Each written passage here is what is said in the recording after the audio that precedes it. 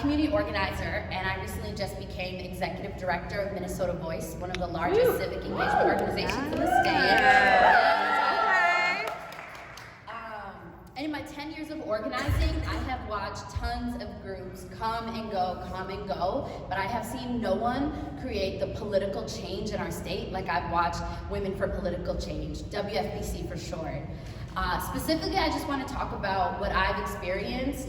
I was an organizer with Ilhan Omar during her state representative race, and there was one intern named Felicia right there, and she was showing up every day, she was doing the work, she was getting involved. After that race wrapped up, I was the political director, and during that time, it was WFPC that I sent all my volunteers and my interns to get trained. It's where I would send leaders, it's where I still send folks to learn how to do this work and how to do it right and really have an analysis that goes deeper than just, I want to win in November. And so they've created a platform for people like me, people younger than me, folks a lot older than me, to really figure out how to do this youth work right and how to make sure that we are creating the systemic change we need to win in Minnesota. And so it is nothing but an honor to introduce not only someone I mentor, but someone who mentors me, someone that has inspired me to become such a better leader. I'm like short of words to describe how phenomenal Felicia really is, because she has created so much space for women, non-binary people, and trans people in a political environment that completely ignores them. And so thank you, and come on up here.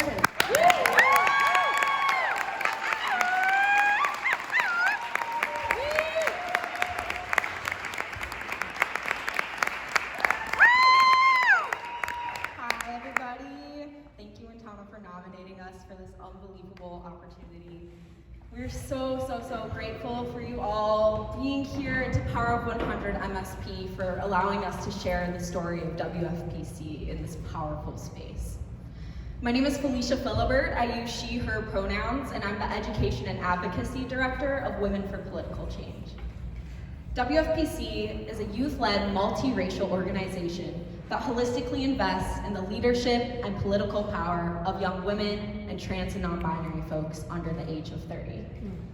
A bit more about me. I'm 22 years old. I'm also a full-time student at Augsburg University, and hopefully a soon-to-be licensed social worker, which I see as inherently political work. So WFPC really kickstarted my career trajectory, and that of many other members who have gone on to work for legislators, manage campaigns, and run nonprofits and other coalitions. So I started community organizing about 5 years ago at the University of Minnesota, where my friends and I struggled to find a political home. So in 2015, we established WFPC as a student group, and we're meeting weekly, holding events to engage students in the political process, doing voter registration at house parties, because that's how you get them. And it was a really impactful experience, and we knew that we wanted to expand, because I'm sure some of you know, but young people have always wanted to be involved in politics. We've just lacked the spaces to do so. So it wasn't a surprise when over 50 students showed up to our fall semester meeting in 2016. And this momentum continued into the spring of 2018, when the Women's Foundation of Minnesota saw the value of investing in our movement. I was fortunate to receive a $2,500 Young Women's Innovator Grant, and use that investment to establish our 501c3 and 501c4 nonprofit organizations. This opportunity it allowed us to dream beyond campus organizing. It helped us imagine a world where we could educate, mobilize, and connect young people at a more impactful scale. And in a world where our political systems are rooted in heteropatriarchy, ageism, and white supremacy, Women for Political Change is shifting the status quo by providing holistic programming from an intersectional lens.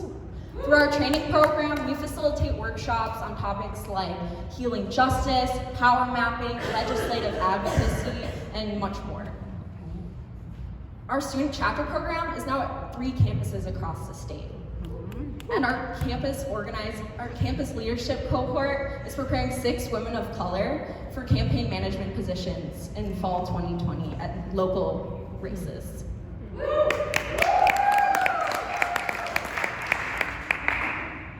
In just 18 months, our capacity to carry out this programming has increased immensely.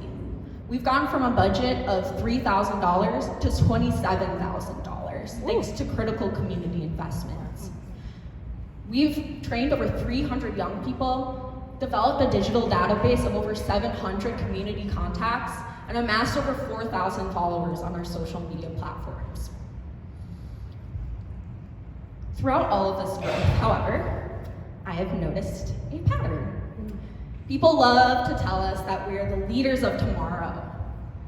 And despite effective political efforts being carried out by youth organizers and our undeniable impact as a voting bloc, investing in us is still too often seen as a risk. So tonight, Pitchfest, I'm asking you to trust young people. Trust us to develop our own leaders. Trust us to engage with and challenge the systems that govern us. Trust us when we tell you that $10,000 could transform the youth political landscape in Minnesota by providing us with the resources we need to become leaders today rather than waiting until tomorrow. Thank you.